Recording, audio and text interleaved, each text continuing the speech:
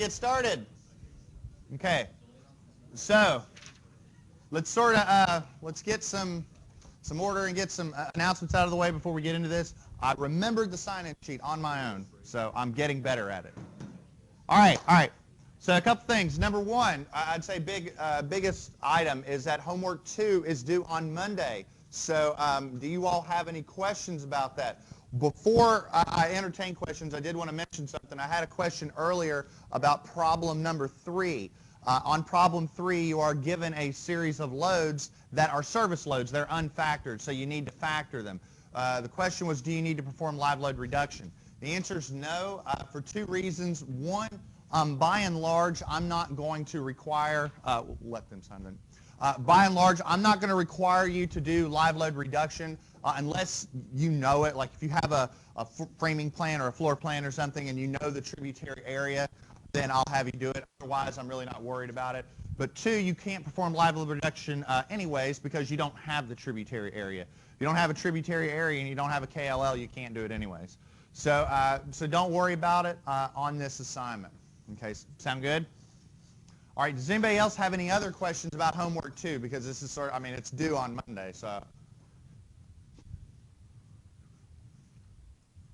You all almost done with it, right?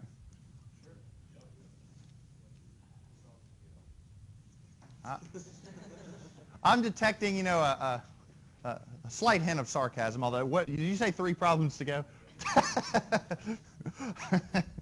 Nice, good one. All right. Everybody good? Okay. SAME ASC is having their meeting next Tuesday in 2241. That's the computer lab upstairs on this side of the building, sort of like right over there. Pizza, so yeah, that's, ignoring all the technical content and networking that you can achieve by going to the meetings, there's pizza. Like, oh, now I'm sold, right? Let's see, what else? Bunches of handouts. So I've got 5 handouts. These should last us until March. So that's all the stuff on bolted and welded connections. To set your mind at ease, none of this will be covered on the first celebration. So I just wanted you to have it to go ahead and get that out of the way, which I guess we should start at least reviewing the schedule, which I'll bring that up here in a second. But just real quick on the handouts, everything's on Blackboard as well. And in addition, on Monday, I'm going to come in with the notebook. So be prepared to go through the notebook and ensure that you've got everything. If you're missing something, let me know. All right, sound good? All right, let's have at least a little bit of a brief review on the calendar. I've got to admit this is probably like one of the first times this has ever really happened, but today is February 3rd, and the tentative schedule is that we're supposed to be on block shear rupture, and we are in fact on block shear rupture. So we have sort of really adhered to the schedule this time, so I'm pretty happy about that. So today we're going to cover block shear rupture. Next time on Monday we're going to cover threaded rod design, and then that is exam 1 material. That's it, okay? So in terms of the exam, we're going to have exam 1 review on Wednesday, February 15th, and then have our exam on Friday the 17th, okay? Does that sound good? Now, I am curious about something. What is your schedule like before this class? Do you have time before the class?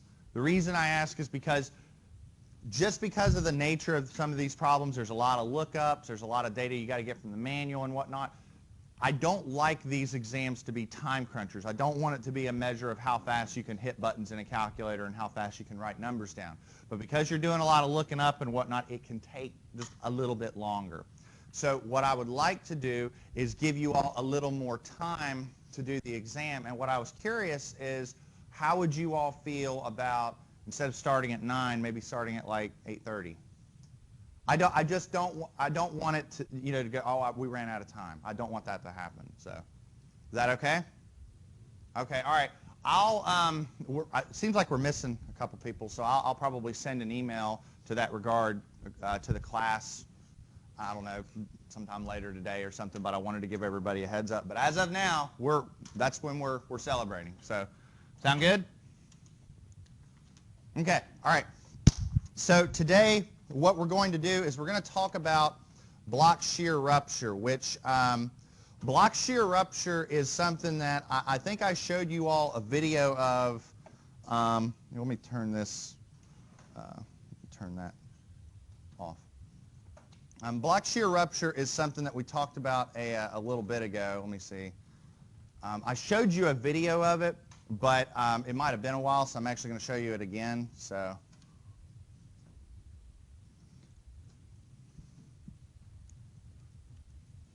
this is a video of a block shear rupture test, and it's going pretty fast. But if you notice, what's happening is, we've got this angle that's being loaded. So it's an angle section. It's bolted to the testing frame, and it's being loaded in tension. The way it's going to fail is a little different than the failure mechanisms we've looked at before. See, before we've really only considered two failure mechanisms. We've either said it's either going to yield in the main body of the member, or it's going to fracture, in this case, right here, right along the net section. Since we don't have any staggered pass and we only have one bolt, it would fracture right here. But you're going to see that that's not quite what's going to happen, because if I continue on, this happens. Okay, did you see that? This is a little different, okay, because we had two different modes of failure going on. See, along this plane right here, we're experiencing tension, but right along here, what are we experiencing? We're experiencing a shear, okay? So there's more than one thing going on, okay? We have to be able to assess multiple stresses at the same time. So I'm going to bring up the concept of what's called a failure criterion, then we'll explore how that matters for block shear.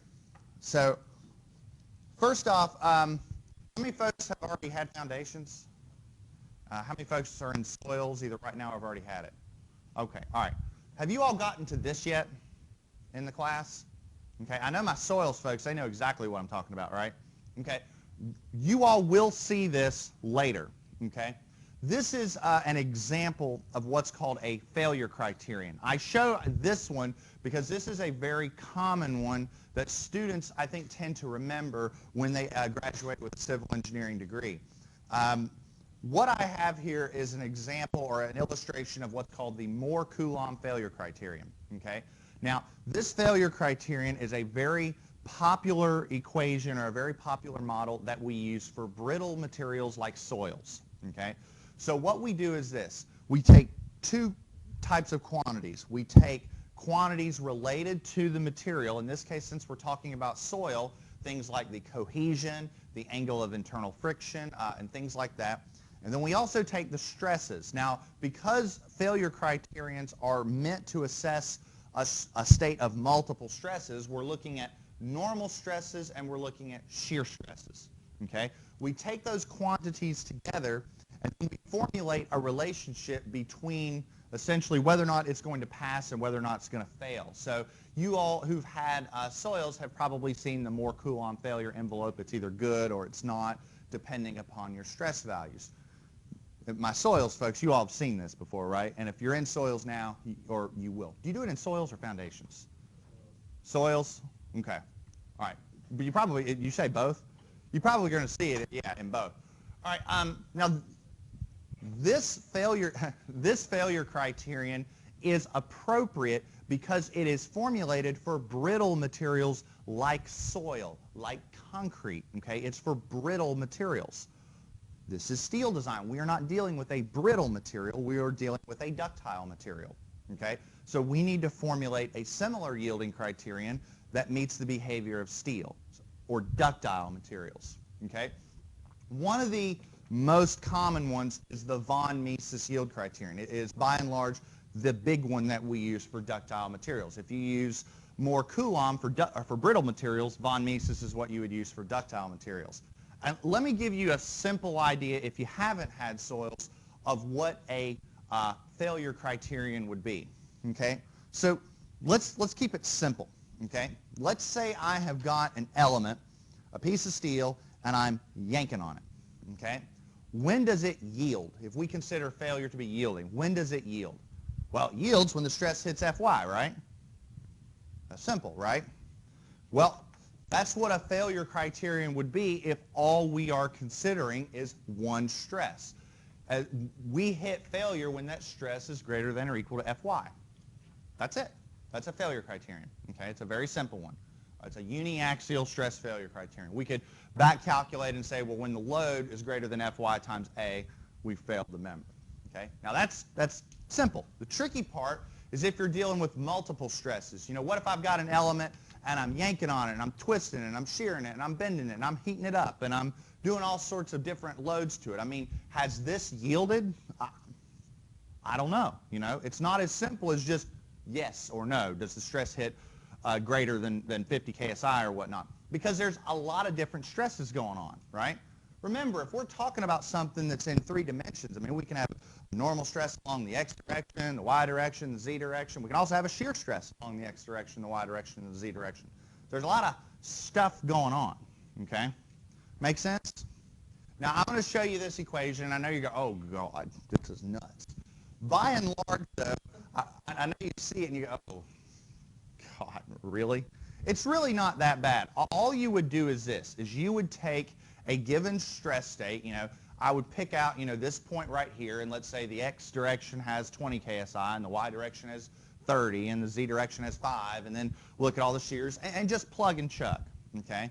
And plug and chug, and as long as this quantity on the right is less than or equal to the yield stress squared, we're good. But as soon as it hits greater than or equal to the yield stress squared, we failed it, right? So as easy way of looking at it is, here's your limit, and here's what's actually going on. And if what's actually going on is less than or equal to the limit, you're good. Is that a fair point? Okay, now look what happens. Let's just keep it simple. Look what happens if all you do is yank on it, and that's it. Just yank on it.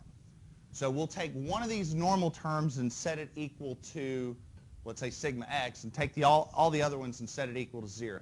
So that's 0, that's 0, that's 0. Here, I'll even write it out on the screen. So let's just play around with this. So if we say, let's say that one is the only one that has a quantity. So that means that one goes to 0, that one goes to 0, that one, and that one, and that one, that one, and that one. Make sense? So if all I have is a sigma x, I'm going to have what? Sigma x squared plus sigma x squared, right? Or what? Just sigma x squared. So if that is that, right? Basically, that's what I've got, right? That's pretty simple. As long as that stress don't hit Fy, we're good. Make sense? Now, the reason why we're going through all of this is because we're talking about shear, okay? I mean, obviously, shear is going to be my topic of discussion looking at that connection, right? Because there was that element in shear, okay? Well, what happens is if you set all the other terms equal to 0 but leave one of the shear terms in, go through and chug it out, so set everything else equal to 0, you don't get something as simple as long as the stress is less than Fy, you're good. You get as a sort of a constant that gets sort of stuck in there. Because you go through and carry it out, there's this 3 that sort of sticks around. Because you've got 1/2 and then you've got 6 here. Does that make sense? So here's the behavioral observation that can be made. When we're talking about yielding, here's the deal. If I have a piece of steel and I'm yanking on it, it will yield when the stress hits Fy. But if instead of yanking on it, if I take a member and I shear it, it doesn't yield when the shear stress hits Fy. It yields when the shear stress hits about 0.58 Fy, okay? Because it's a different stress. It's a different phenomenon. We're not yanking it, we're shearing it. And by and large, materials tend to be the weakest under states of shear stress, okay? And for those of you that have had soils and foundations and whatnot, that's a pretty common observation for that material as well. And that's just one of those things about materials in general, is that shear tends to be their weak spot, tends to be their kryptonite, if you will. All right, does that make sense? So what I want you to note is that there's this 0.58 sort of sticking around. Or if we round it up just close enough for government work, there's this 0.6, okay? Everybody okay with that? So I want you to keep that in the back of your head. Okay. Now, why is that valid? Okay, let's talk about block shear. So block shear is a failure mechanism where you're essentially ripping a chunk, if you will, out of the connection region. So if I look over here on the right, you know, I've got a series of bolts inside this plate. Maybe this green section right here is what chunks out. All right.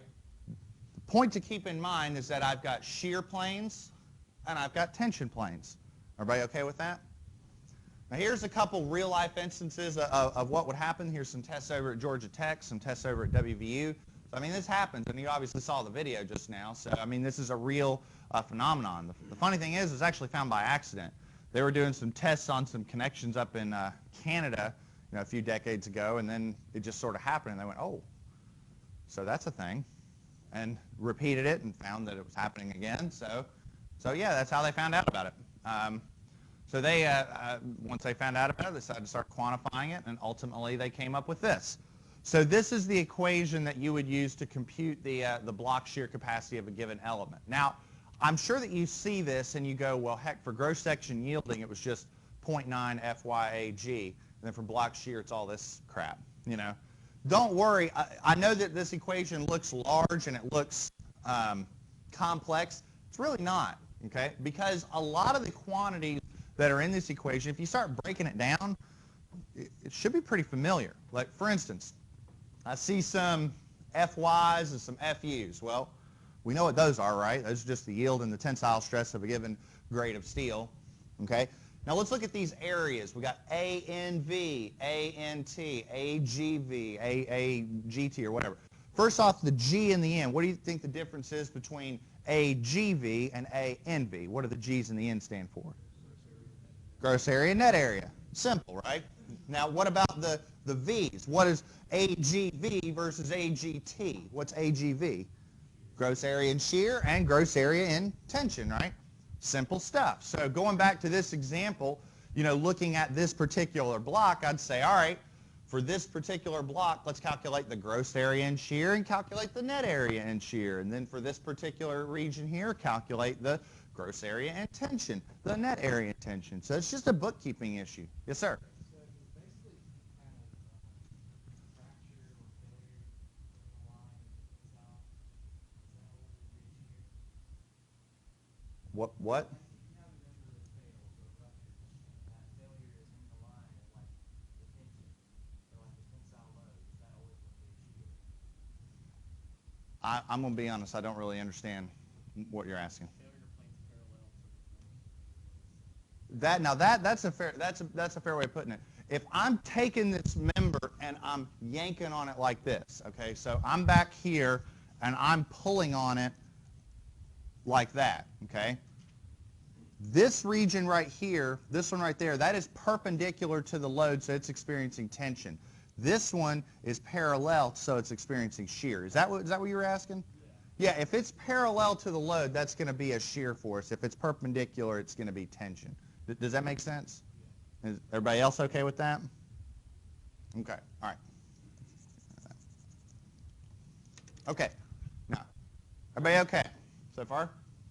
All right, now a couple other things. UBS is kind of like a block shear coefficient to account for shear lag. It's kind of like the U value that we use for net section fracture, but it's always going to be 1 for all of our cases that we're going to assess. So it's in there, but it's going to be 1.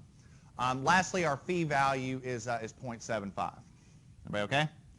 Now, looking at this equation, it's got a weird format because it's saying that the nominal capacity equals this pile of junk such that it's less than or equal to this other pile of junk, right? That looks a little weird. But that is the specifications way of just saying it's the minimum of those two quantities, right? So when we compute block shear rupture, we're essentially saying it's the minimum of either this pile of junk or this pile of junk, okay? Sound good? All right, now, if I look at these two piles of junk, what do I have? I've got this plus UBS FUANT, and then this plus UBS FUANT. Everybody see that? It's the same quantity. So what I can do is I can pull that out, and I can just say, well, it's essentially this quantity plus the minimum of whatever's going on right here. Make sense? And then for this, I look, well, it's the minimum of 0.6 times that, or the minimum of 0.6 times that. So just pull the 0.6 out.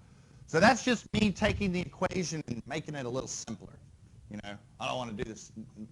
I'm lazy. I don't like calculating a bunch of stuff over and over again. I believe that that equation is just, it results in the less, in the fewest number of button pushes on the calculator. But I also think that you can make some very important behavioral observations going on. That 0.6 is adjusting what's going on in those brackets. Everybody see that? Notice how what's going on in those brackets is the stuff that is related to shear. See that? See how it's 0.6 times the gross area in shear, the net area in shear, but the tensile region doesn't have that 0.6 because elements in shear are weaker, okay? It's not a factor of safety. It's accounting for the behavior of what's going on. If I take an element and I load it in shear, it takes less stress to fail it, okay? That's just mechanics. It's not a factor of safety, okay? So I don't adjust this by 0.6, but I adjust this one by 0.6 to account for that reduction in capacity. Does that make sense? Yes, yes.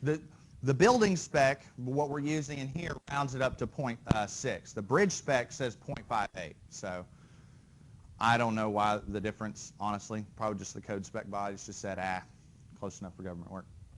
Yes, sir. This is, okay, that's a good question. I'd say most ductile materials are going to behave in this fashion, but let me also say this. So we are using von Mises yield criterions. Von Mises yield criterions is, it is a very versatile ductile failure criterion. But I'd say it was primarily formulated and it is primarily used to represent steel behavior. Go through the literature and there's dozens, there's hundreds of different failure criterions for all sorts of weird materials, for woods and for aluminums and polymers and plastics and you know, the math starts to get a little crazy. But for regular old structural steel, this is going to work just fine. And I'd say by and large, as long as you've got an alloy type ductile material, it's gonna work as well. So since shear happens before any other failures, it would just be designed to this, correct? Any members of tension. No, okay, that's a good point. The answer is no. Okay, what I'm saying, this is what I'm saying. I'm saying that just in general, for a given member, if I take a member and load it in shear, it takes less stress to fail it in shear than it does in tension.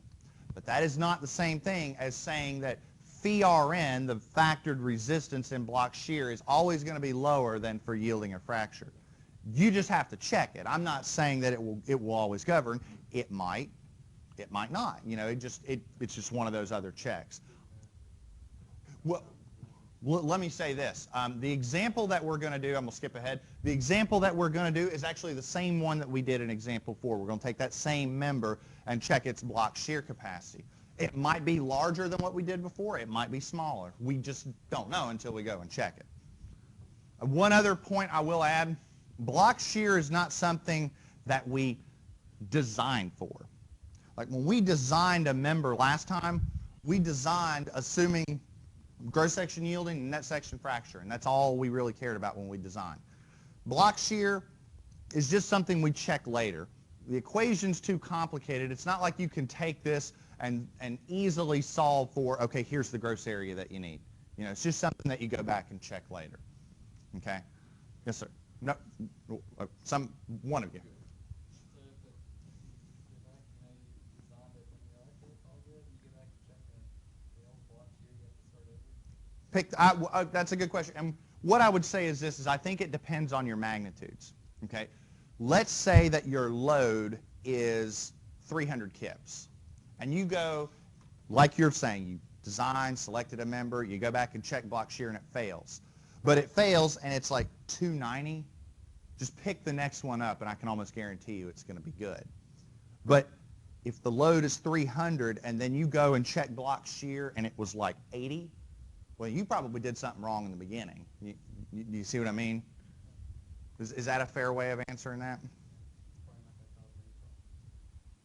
Well, I'm not saying that. I'm just saying you just need to go through and do your diligence. Because it's very highly dependent on the connection geometry, how far the bolts are from each other, how far the bolts are from the edges, and it's not simple. It's not. There's no simple yes or no answer. I know that a lot of times you're looking at, is it going to govern or not? Just Dr. Michelson, tell us yes or no, and I can't do that. It's one of those things you just have to go and do the grunt work and check it.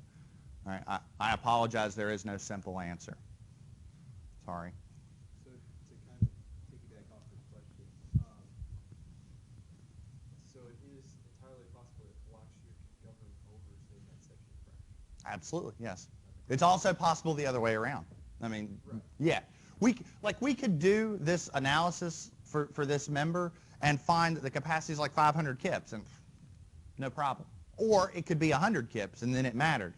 It's variable. There's really no simple answer. Let me also say this. There are some other ways that you could go about adjusting your design, and we'll look into that when we get into our example, because I think you'll see this, you go, oh, okay, there's some other ways that we could fix it. Everybody good? All right. Couple things. UBS, by and large, UBS is always going to be one. There's only one very special case where UBS is different, and we're not going to handle it in class, so UBS is always going to be one. But essentially, if you have a beam framing into a girder, like remember we have the smaller floor beams framing into the large girders, it's very common to do what's called coping the beam. Essentially, you cut a small little piece out of this top flange so that when this frames into, the girder over here, that the floor sits flat. You know what I mean? So if this was still here, then everything would be offset a little bit. So we cut a little bit of the floor beam out so that everything sits flat when it frames in together. If you've got multiple lines of bolts along this web, like see how this has got 2 lines of bolts, then you'd have UBS of 0.5. But that is a very, very particular case in which you use a different UBS value. Everything else, UBS is 1. So that's what we're going to do in class. All right. Sound good? All right. For basic tension members, it's going to be 1 anyways. All right. Okay. The only other thing that I think is worth mentioning is that you have to be a little careful when you do block shear, because it is possible that, like with staggered connections, there are multiple possible modes of failure. For instance, the mode on the left has 2 shear planes, 1 tension plane. Everybody see that? Now the one on the right only has 1 shear plane and 1 tension plane, but the tension plane's larger, right? Which one governs? I don't know. You have to check both, So it's just, again, it's one of those things. All right? Sound good? Now, there are instances in some cases where you can easily identify, which is the one that is going to govern, and we'll look at that with this example. But if when in doubt, check them all. All right. Yes, sir?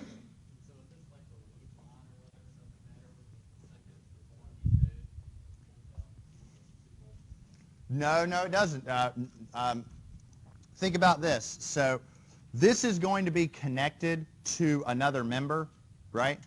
So if here's my member, right? And I've got 1, 2, 3, 4, 5, 6, right? And this is my block that rips out right here. Those bolts can still stay right there, and the rest of the member comes out, okay? In other words, it's going to look like this in the end.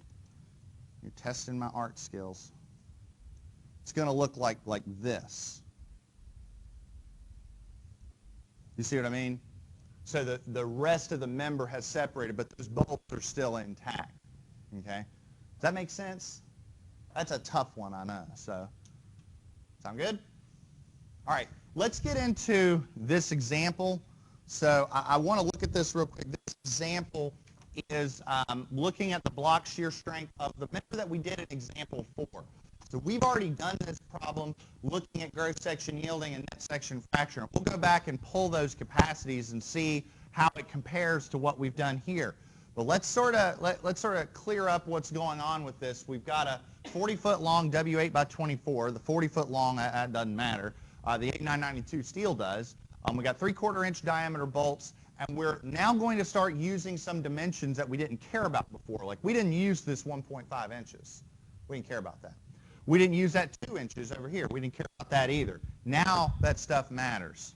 Okay? Sound good? All right. Now, before we sort of dig into this, I want to show you a picture.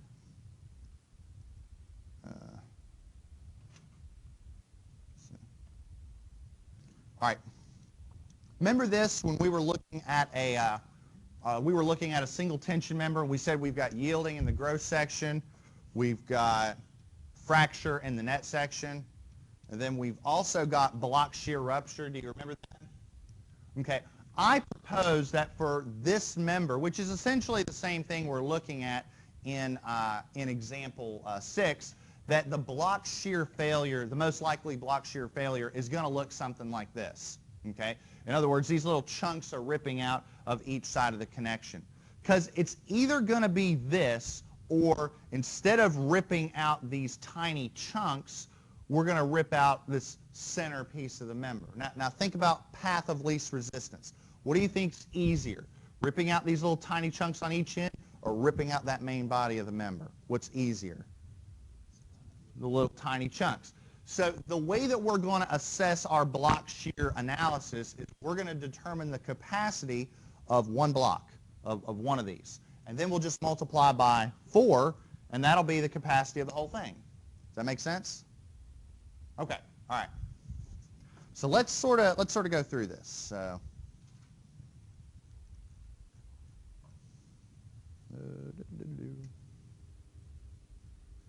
man, I skipped ahead.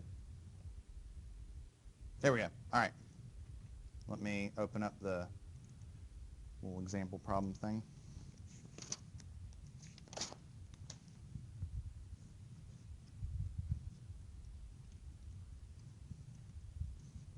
Once it decides to open up. Now, when I draw this image out, what I'm going to draw is an image of the connection region, but I'm going to look at it like this. So it's, here's the I-beam, and I'm sort of looking down like that. So let's see what that looks like once my notebook decides to load. My goodness. There we go.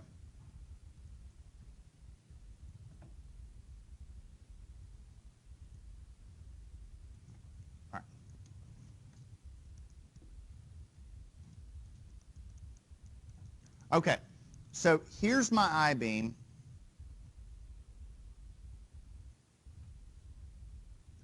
And I want to look at it, sort of like this. So, there's my eyeball, and I'm sort of looking down like that. So what I'm going to see is something like this. Do you like my little artistic stuff? Here's what I got. I don't. I have green eyes, so I should have. What's that? There. That better.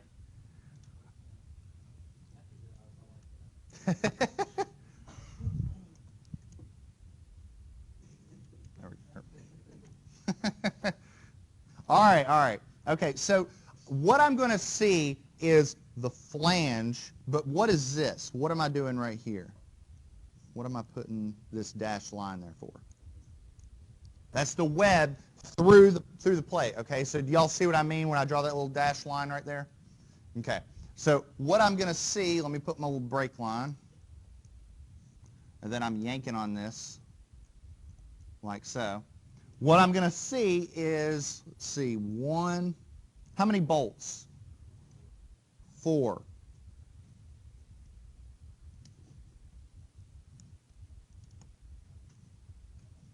Right? And then what I'm assessing, the chunk that I'm ripping out, is going to look something about like this. Right? That's the chunk that's ripping out. So I'll do one of them, and then there's 4 of them across the whole section, right? So help me out with a couple things. So let's see if you can tell me, what is that dimension? 11. Does everybody see that? Because it's 3, 6, 9, but then there's that 2 inches. All right? This one is 1.5, right? Everybody okay with that? Now, help me out. So this block, we've got the left side, the right side, the top, and the bottom. Which side is the plane that is subjected to shear? Left side, right? What is the tensile plane? The top. There we go. All right. So let's start doing some gross and net area calcs. Okay. So let's start. Let's do them simple. Okay. Let's start off with the gross area in shear. So how do I calculate the gross area in shear? You tell me what to do.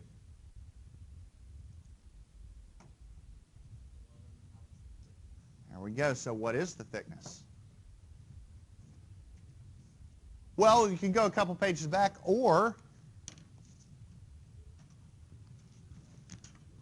now remember, this is a W8 by 24, and we have what?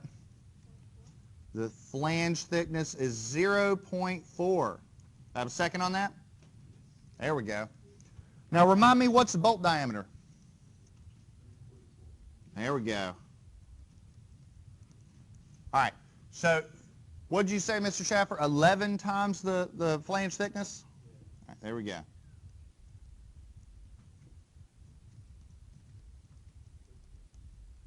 What do we got?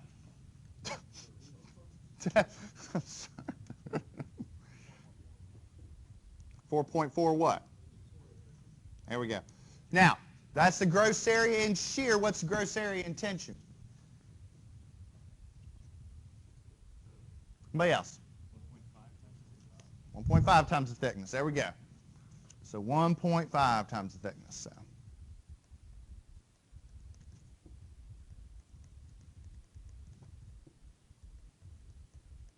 I think I can do this one in my head. 1.5 times 4, that's 6, so 0.6 inches squared. Now let's see if we got our thinking caps on. So in general, we compute net area by taking the gross area and we subtract the area lost due to bolt holes. So let's do shear. How many bolt holes are we going to subtract for the path in shear? Say that again. 3.5. That's exactly right. Because look, 1, 2, 3, but and a half. Hold on, wait. So, do we always assume that it's going to fracture from the center of the furthest bolt hole? Like, wouldn't it just go to the edge of the bolt hole? Yeah, but well, You're splitting hairs at that point, but still, it's not going to make a perfect 90-degree angle. true, but I'll say this: the gross area would, because we're talking about just the gross area is just that main body minus the area lost due to bolt holes. So the gross area would. Now, when you let me put it like this, by subtracting out that half of a bolt hole, we really are getting that physical length. It's a good question. So gross area, or minus 3.5 bolt holes. So net area in shear equals AGV minus 3.5 DHTF.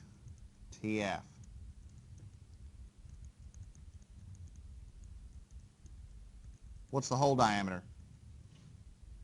There you go, because we take 3/4 plus 1/8.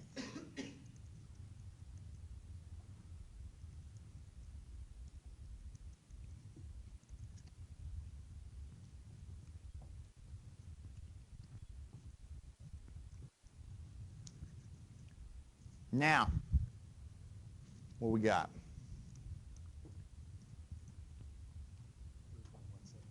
3.175. I got a second on that?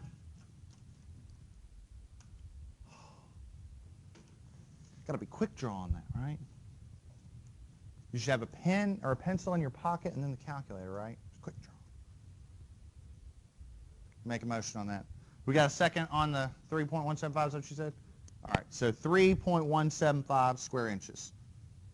Now, if you got that, help me out. What is the net area in tension? How many holes are we going to subtract? Half. There we go. GT.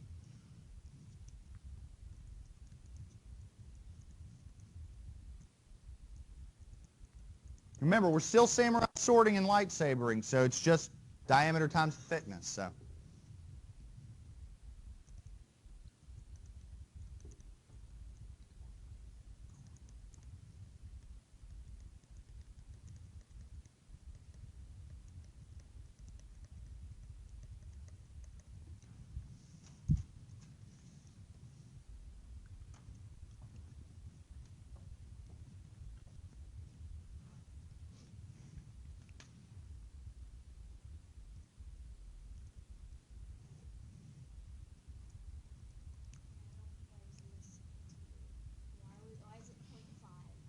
Well, do you understand why it's 3.5 here?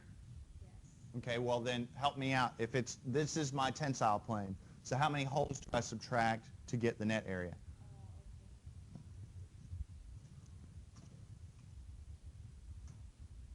What do I got? 425. Do I got a second on that?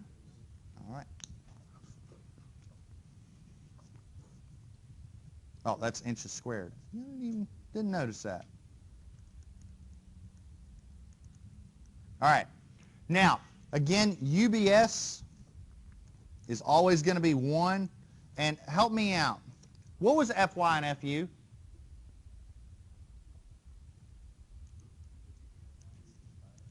There we go.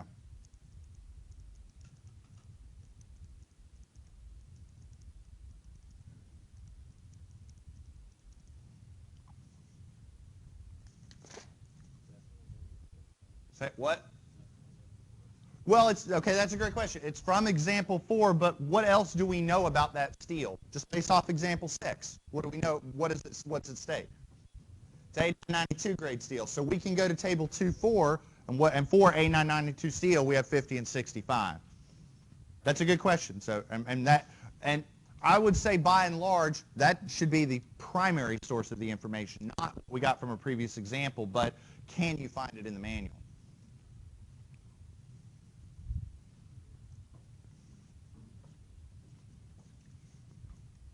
Everybody okay with that?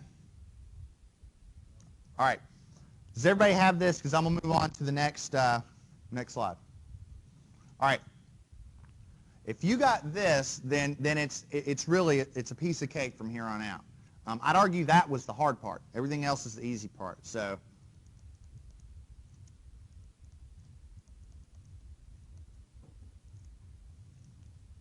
All right. So here's what I'm going to do. I'm going to compute the nominal capacity, but this is where your bookkeeping comes into play. When I compute this nominal capacity, I'm going to use those areas. Those areas correspond to 1 block. So I'm going to put 1 block. Because I want it listed. That's only for 1 block. That's not the whole connection. The whole connection's got 4 blocks. Okay? Does that make sense? All right. So we've got our equation, which is UBS, FU, ANT plus 0.6, getting ahead of myself, 6 times the minimum. What? No. It's not the FU part, is it?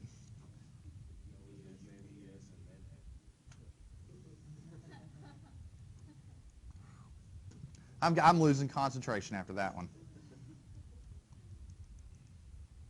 See, now I'm messing it up. So it's FYAGV, FUANV.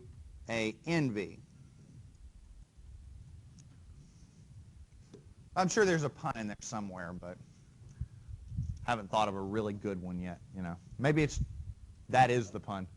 What? You were winding one up there. This isn't mechanics. We don't wind things up in here. All our stuff's static.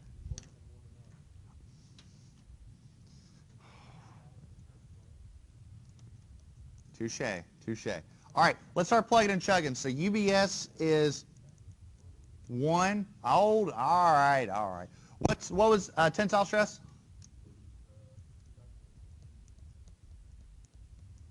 What was ANT? You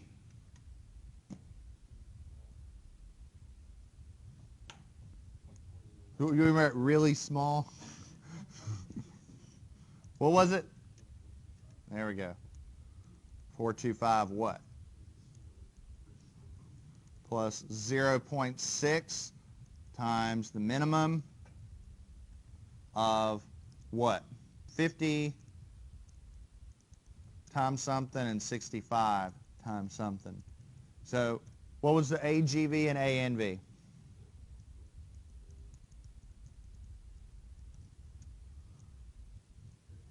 And ANV. Bless you.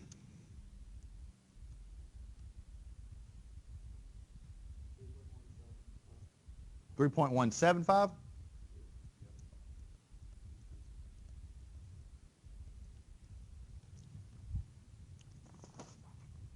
All right. Now, here's what I'm going to do. Let's keep this simple, okay? What is that? Just what's in the brackets.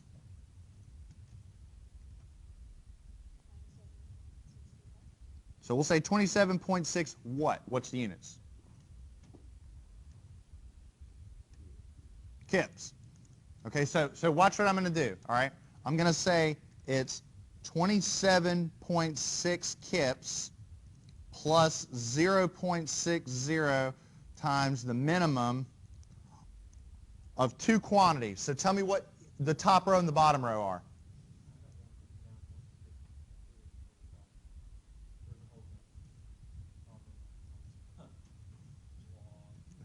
Not now, come on. Come on. No, just literally 50 times 4.4. What is that? All right. And 65 times 3.175. So we'll say 206.4. Just keep it simple. Now, here's what I want. So everybody follow along with me. It's 27.6 plus 60% of the top one or the bottom one. All right, so what is 27.6 plus 0.6 times the bottom one? What is that? So we'll say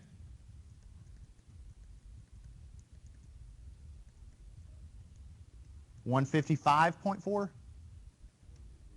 Okay.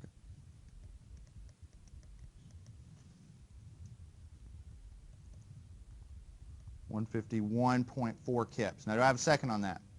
There we go. All right. Now, let's be clear. That is the nominal capacity of a block, a single block. How many blocks are in the connection? 4. Quattro. All right, so Rn, what? No, block. How many blocks there are?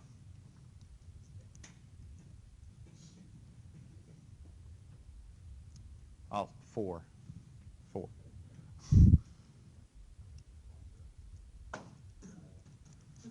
What? No, what did you, come on. What'd you say? Now, what'd you,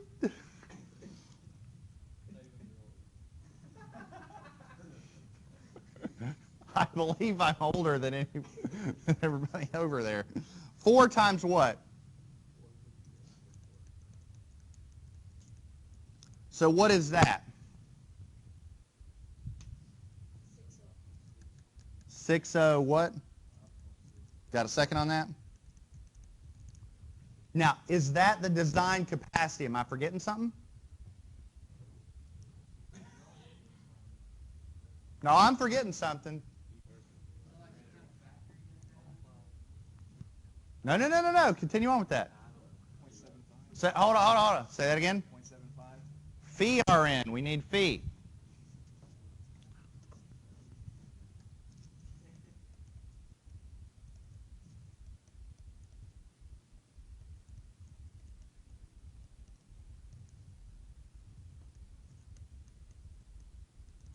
Now, how much is that?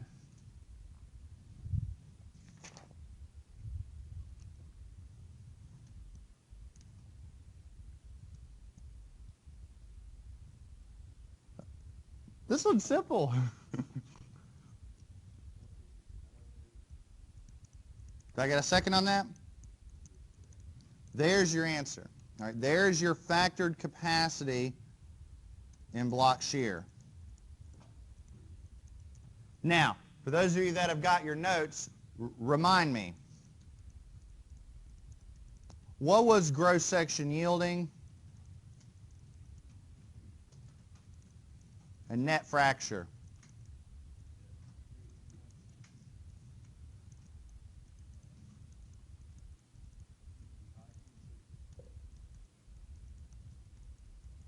So did block shear govern? No, but we didn't know that until we went through and did the math. Now, before we leave, I have a real quick question for you. Let's say that block shear failed. What is a very simple thing we could do to this connection to increase its block shear capacity? Very simple.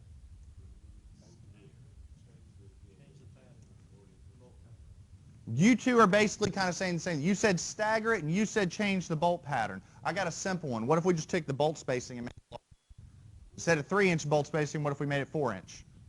That's going to create more area, right?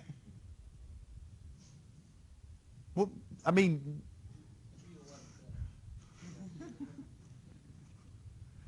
I'm sorry, I'm so rude.